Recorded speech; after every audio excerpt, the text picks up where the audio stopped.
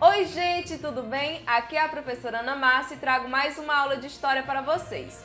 Hoje nós vamos conversar sobre as revoltas da Primeira República. Vamos encerrar então o capítulo 3 do livro de vocês, certo?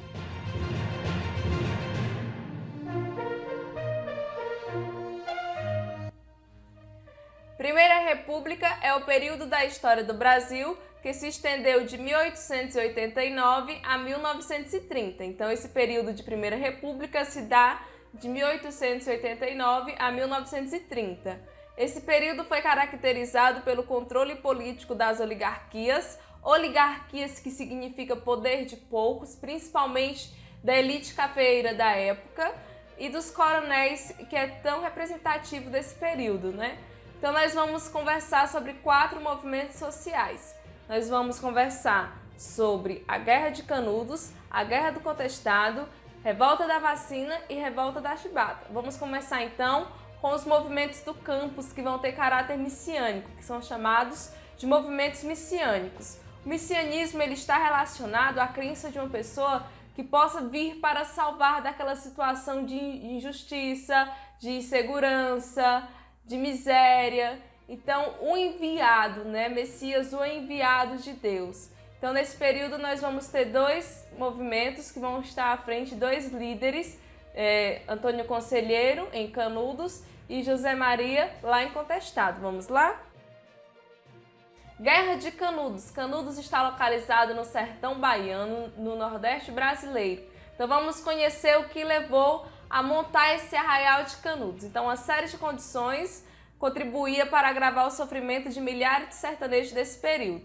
Nós vamos ter o declínio da produção açucareira, que no finalzinho do período colonial o Nordeste deixa de ser o eixo econômico do país, então os olhos vão estar voltados para o Sudeste, as constantes secas, a prepotência, o abuso das autoridades dos coronéis, os novos rumos políticos do país com a República, que não lhes trouxeram qualquer benefício. Quero que vocês entendam que essa mudança de monarquia para a república, ela não trouxe qualquer benefício, não trouxe uma perspectiva de vida para as pessoas que estavam passando por necessidades, estavam vivendo na miséria.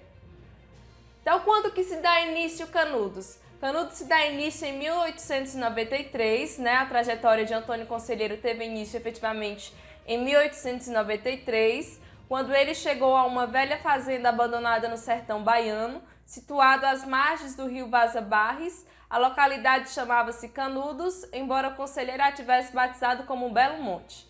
Canudos tinha em média 20 a 30 mil habitantes, e em Canudos eles praticavam um sistema comunitário, eles eram autossuficientes, certo? E compartilhavam tudo aquilo que produziam.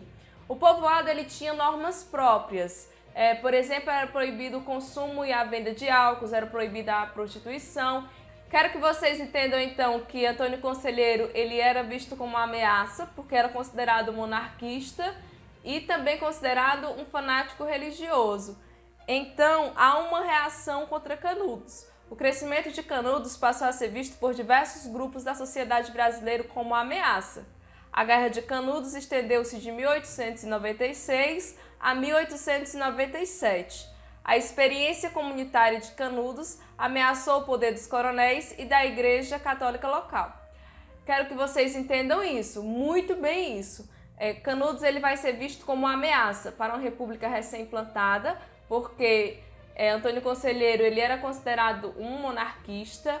A Igreja Católica ela vai ver uma ameaça porque via ali um desvio da verdadeira fé. Os coronéis eles vão ver ali vão ter uma reação porque viam ali um povoado se crescendo cada vez mais, eles estavam perdendo homens, estavam perdendo espaços, então tudo isso vai causar uma reação. E temendo que suas ideias se espalhassem pelo país, as autoridades estaduais e federais organizaram expedições militares para destruir Canudos. Primeira tentativa não deu certo, segunda tentativa também não, terceira também não. Quarta tentativa, eles conseguiram destruir Canudos. Quem não foi morto no combate desse período, quem não foi morto durante a guerra, foi degolado depois pelo exército brasileiro. Então foi um confronto sangrento e doloroso que aconteceu no Arraial de Canudos. Nós vamos ter como outro movimento messiânico a Guerra do Contestado, que surgiu em uma região entre Santa Catarina e Paraná em 1912, por isso que chamamos de contestado. Contestado significa disputado, era um território que não tinha dono, estava ali sendo disputado entre Santa Catarina e Paraná. Qual o contexto que vai trazer essa formação desse povoado? Gente, havia uma construção da ferrovia que ligaria São Paulo ao Rio Grande do Sul, então as pessoas, os sertanejos que se abrigavam naquele espaço, que trabalhavam naquele espaço na extração de madeira e de erva mate, vão ser expulsos, vão ser desalojados, vão estar desempregados. Então, é conhecido como Guerra do Contestado.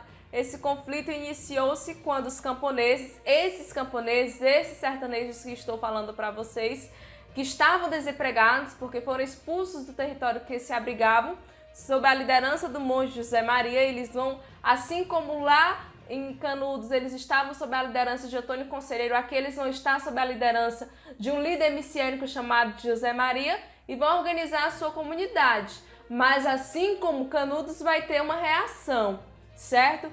Tanto a igreja, quanto as empresas estrangeiras, quanto o governo, quanto os coronéis, eles vão reagir a este tipo de povoado. Então nós vamos ter um combate novamente ao contestado, certo? Então esse confronto vai se dar de 1912 a 1916. E aí nós não só temos revoltas que se dão no campo, temos também revoltas que se dão na cidade. E uma destas revoltas é a revolta da vacina, que aconteceu em 1904.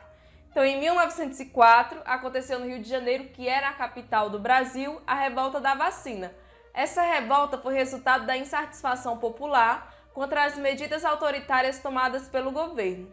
Na época, estava sendo realizado um processo de modernização urbana. Gente, o presidente da época era Rodrigues Alves e o prefeito do Rio de Janeiro era Pereira Passos. Então eles vão ter um projeto de modernizar, de tornar a cidade um cartão postal. Então isso vai fazer com que eles façam uma, entre aspas, uma higienização do local, onde eles vão expulsar milhares de pessoas dos centros da cidade, vão destruir então os chamados cortiços. E estas pessoas elas vão começar a morar então nos morros. Paralelamente a isso, acontecia uma campanha de vacinação compulsória contra a varíola. O descontentamento das pessoas afetadas pela demolição dos cortiços, número 1, certo? Com essa modernização da cidade do Rio de Janeiro, os abrigos, as moradias das pessoas foram destruídas. 2, a obrigatoriedade das vacinas. As pessoas não entendiam o motivo de tomar aquela vacina, não conheciam o benefício que aquela vacina poderia trazer, como que um vírus poderia entrar em um corpo sadio e prevenir de uma determinada doença, ou até mesmo era visto como ato de imoralidade as mulheres tomarem essa vacina. Então, devido a todos esses fatores, nós vamos ter uma revolta que vai eclodir do dia 10 ao dia 15 de novembro de 1904. Uma revolta que tem caráter popular e que acontece na cidade do Rio de Janeiro, certo? E por fim, essa imagem é muito familiar, todos nós provavelmente já tivemos contato com ela. Então ela retrata essa revolta popular de 1904 no Rio de Janeiro. E nós vamos ter em 1910 a revolta da Chibata. A revolta da Chibata aconteceu em novembro de 1910 no Rio de Janeiro. Foi resultado da insatisfação dos marinheiros com os castigos físicos. Gente, qualquer falta era punida com chibatadas, com castigos físicos, né? A quem eram submetidos, e também a insatisfação com o racismo. Aqui nós ainda temos resquícios da escravidão e com a desigualdade que existia na marinha. Raramente uma pessoa conseguia subir de patente.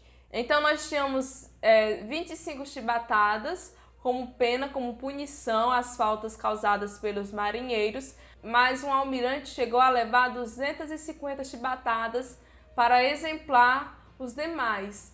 Então, todo esse contexto ele causou uma revolta, onde nós vamos ter um movimento liderado por João Cândido, também conhecido como Almirante Negro. Eles vão ter uma repressão também gigantesca do governo, mas por fim eles vão conseguir extinguir esses castigos físicos da Marinha. Gente, então, conversamos sobre as 4 principais revoltas da Primeira República, 2 de caráter messiânico, a revolta de Canudos e a de Contestado, e 2 que aconteceram nas cidades, a revolta da Vacina e a da Chibata. Então são movimentos que vão acontecer por uma insatisfação popular. A República ela não amparava todo mundo, por isso nós vamos ter estas revoltas que vão eclodir nesse período. Eu espero que vocês tenham acompanhado. Um beijão e tchau, tchau!